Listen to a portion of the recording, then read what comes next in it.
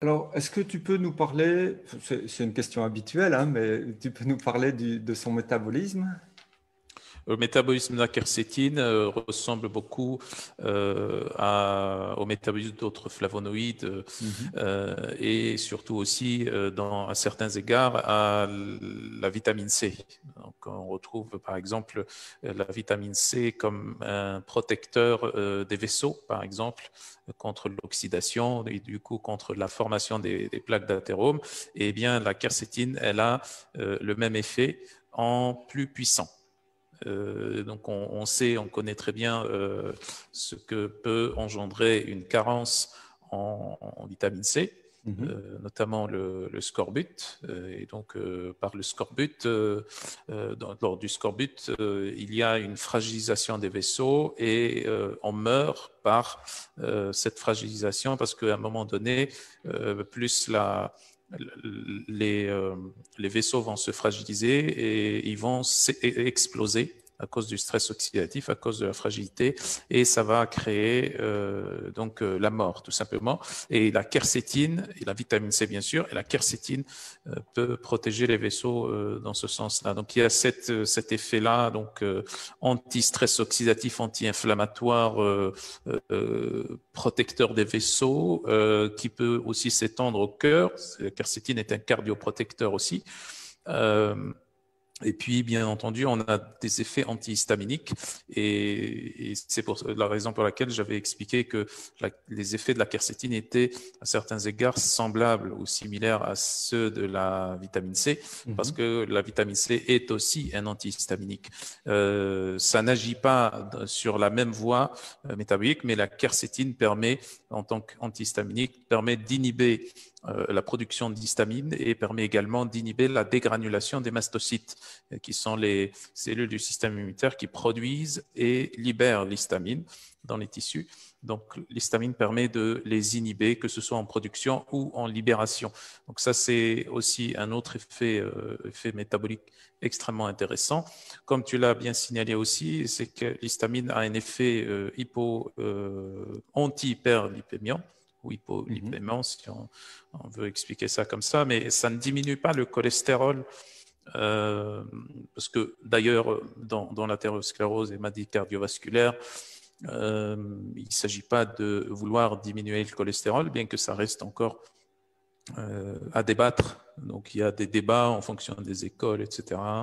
Statine ou pas, etc. Donc, on ne rentre pas dans ces débats-là. Par contre, ce que la quercétine fait, c'est qu'elle protège les LDL cholestérol contre l'oxydation. Et ça, c'est un fait que ça influence le risque cardiovasculaire, ça diminue le risque cardiovasculaire parce que Mhm.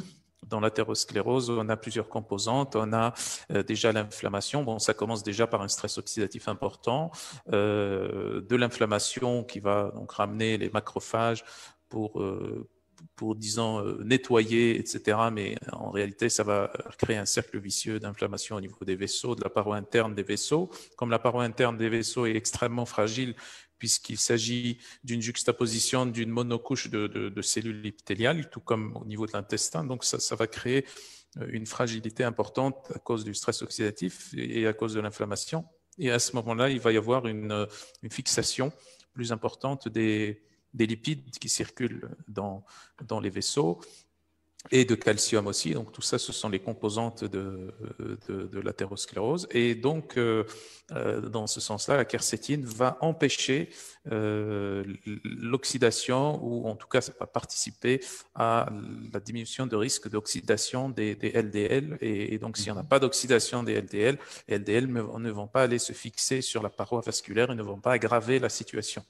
Donc ça, c'est aussi un autre effet métabolique très, très important. Un autre effet aussi que tu avais cité par rapport à l'Alzheimer, donc au-delà de l'Alzheimer et de l'amélioration des performances cognitives et de la prévention des démences, etc. Donc ça a aussi un effet neuroprotecteur, puisque avec ces effets classiques de polyphénol, de flavonoïdes, elle a des effets antioxydants, anti-inflammatoires qui vont protéger les nerfs donc les nerfs ou disons les fibres nerveuses ou les connexions interneuronales. Et c'est ce qui va protéger surtout ce qui est important dans la neurodégénérescence. En tout cas, l'un des paramètres les plus importants, c'est les cellules de Schwann qui produisent la gaine de myéline. Quand elles sont détruites par le stress oxydatif et ou par l'inflammation, eh ben ça produit une démyélinisation massive, ce qui produit des maladies neurodégénératives assez généralisées, comme le maladie de Charcot, sclérose en plaques, etc. Alzheimer aussi. Donc la quercétine empêche ça aussi. Ça a cet effet d'améliorer en tout cas ou de permettre la protection des cellules de Schwann et des neurones aussi, et des astrocytes aussi, donc toutes les composantes qui sont dans le système nerveux. Autre effet extrêmement intéressant aussi, que tu as aussi d'ailleurs signalé, c'est par rapport aussi au cancer. Donc, alors ici, on ne dit pas que la quercétine guérit les cancers, ce qui est à débattre. Il reste, mais par contre, ça a un effet, un réel effet. Je ne dirais pas préventif, mais au niveau moléculaire en tout cas, ça inhibe la cancérogénèse. Ça inhibe la cancérogénèse avec toutes les répercussions et toutes les implications. Ça a un effet protecteur quand on a disons, un processus de régénération, parce que dans un processus de régénération, on a la prolifération, la croissance cellulaire, etc.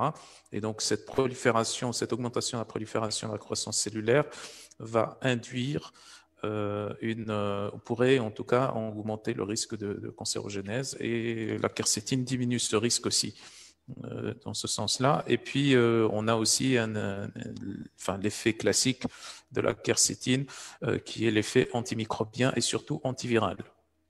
Dans ce sens, il y a 2 études qui ont été faites, qui ne sont pas des études in vivo, des études in vitro, qui ont été faites sur la quercétine, pour tester l'effet de la quercétine sur 2 types de coronavirus, pas celui-ci, pas le coronavirus responsable de la COVID-19, le SARS-CoV-2, mais plutôt le SARS-CoV, celui de fin 2003-2004, et puis le MERS-CoV aussi, le coronavirus du Moyen-Orient.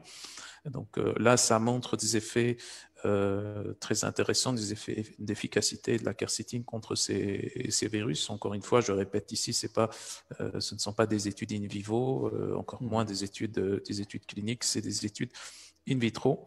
On avait eu à un moment donné un prof canadien qui avait expliqué que la quercétine, au tout début de cette pandémie, que la quercétine était intéressante dans le traitement de la COVID-19. À un moment donné, tout le monde s'est tombé dessus pour dire que c'est faux, etc.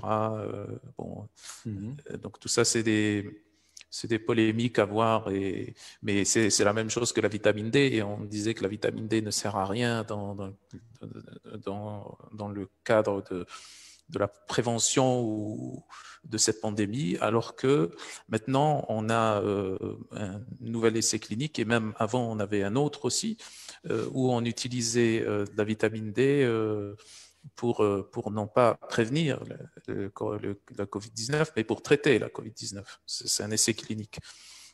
Et qui est d'ailleurs d'excellente qualité méthodologique. Donc la quercétine a cet effet antiviral très très intéressant, et qui permet qui empêche d'ailleurs le virus de se fixer sur les cellules, parce que au niveau de l'effet antiviral, on a plusieurs targets, plusieurs cibles métaboliques. Le fait d'empêcher le virus de se fixer, déjà, la pénétration, le passage au niveau de la cellule, et ensuite la rétrotranscription du virus, puisque le virus est un ARN et il doit se rétrotranscrire pour avoir une séquence, ou se convertir en séquence d'ADN qui sera insérée dans l'ADN. Donc là, la quercétine va plutôt empêcher la fixation et la pénétration du virus dans la cellule. Je parle ici des coronavirus, les 2 coronavirus SARS-CoV et MERS-CoV. Et puis, bien entendu, on a un effet aussi sur la résistance à l'insuline, un effet intéressant. Ça améliore la résistance à l'insuline, bien que ici, il faudrait il faudrait que ça soit pris en dehors des repas. La quercétine devrait être prise en dehors des repas afin d'avoir cet effet sur la résistance à l'insuline, auquel cas, si on prend au cours d'un repas, ça pourrait, je dis bien ça pourrait, avoir l'effet contraire, c'est-à-dire créer des pics ou en tout cas augmenter les pics d'insuline au cours du repas.